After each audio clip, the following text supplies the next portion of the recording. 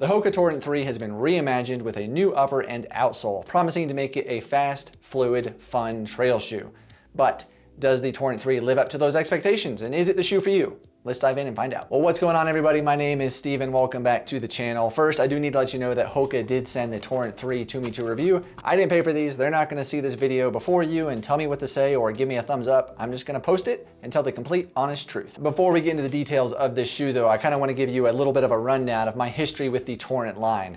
I have logged probably well over 1,200 miles in the Torrent line, whether that's the first shoe, the second Torrent, or now the third. So I have a good bit of experience with the Torrent line, and it's been one of my favorite shoes over the many years. So all that to say, I have pretty high expectations for the Torrent 3. Okay, so let's dive into the stats of the HOKA Torrent 3. First off, it is a neutral trail running shoe. It is a little rigid. There's not a ton of flex to it. As for the stack height of the Torrent 3, for men, it is a 23 millimeter in the rear with 18 in the front for a 5 millimeter drop. In the women's shoes, it's a 21 millimeter in the rear, 16 in the front for a 5 millimeter drop. As for the weight of the HOKA Torrent 3, I threw it on my scale. Men's size 11 weighed in at 9.9 ounces or 281 grams. So that's actually 17 grams lighter than the Torrent 2 here. This weighed 298 grams. So I always love it when a new shoe comes along, the new iteration of a line, and it's lighter weight. So huge kudos to HOKA on that. As for the fit of the Torrent 3, it fits true to size, just like all the other HOKAs. So whatever size you normally wear, you should be good to go in that. And it is made of vegan and recycled materials. One last thing before we get into all the details about the HOKA Torrent 3. If you find this helpful, please don't forget to give it a thumbs up. That really does help out the channel a lot.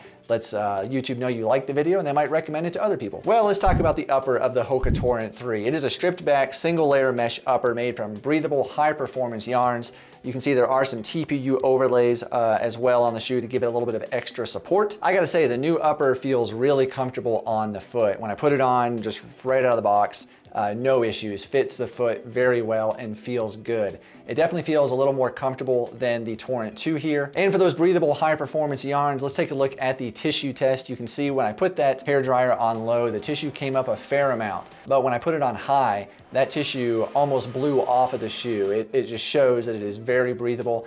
And definitely that was one of my complaints about the Torrent 2. This just was not very breathable and it wasn't going to be a great summertime shoe.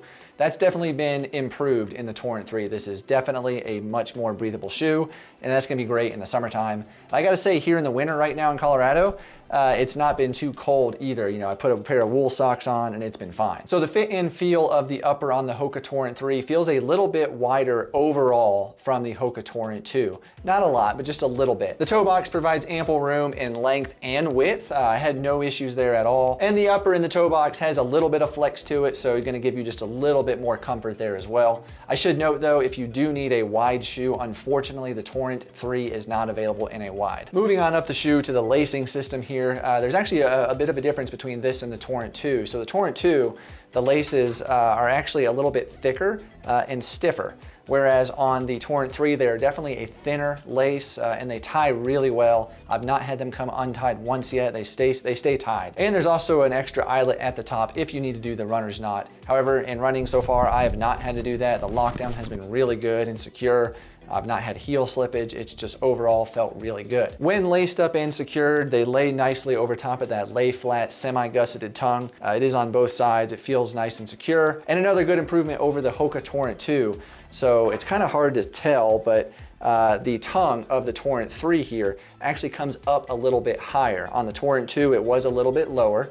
And if you did tie that runner's knot at the top, it could cause some discomfort with those laces. Now that this tongue is a little bit longer, that's not going to be an issue.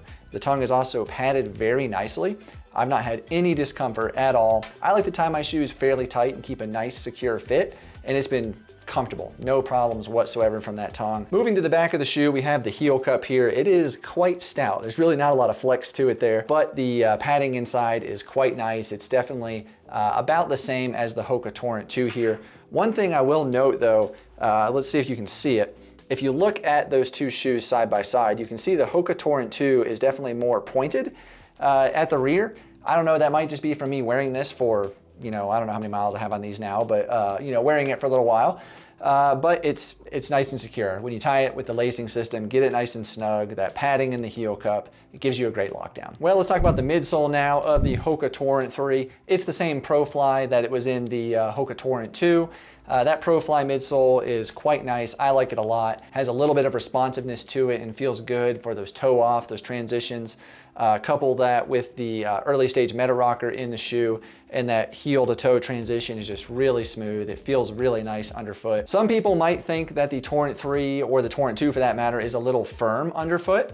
If you're used to running in, say, the Speedgo or maybe the Mafate, the HOKA Torrent 3 is definitely less stack height, less cushion. That ProFly is a little firmer to give you some of that extra response. I like that. I love that about the Torrent. It's been one of my favorite shoes to train in and to do 50Ks in. It just feels really nice and gives you that more connected to the ground feel. You can actually feel the ground a little bit where you're not on gobs and gobs of foam. I will say though that on pavement, the Torrent 3 is not going to be a shoe you're going to want to take out for a 10-mile run on pavement. It's just not super comfortable. However, if you're running a trail race or a training run where maybe you've got 1-2 miles on pavement, it's not a big deal. So I have personally run several 50Ks in the HOKA Torrent 1 and the HOKA Torrent 2. I would have no issues with this midsole wearing the HOKA Torrent 3 and a 50K up to a 50-mile distance for me personally. I know people that have worn these for 100-mile races and they kind of regretted it after the fact, but everybody's foot is different, so whatever works for you.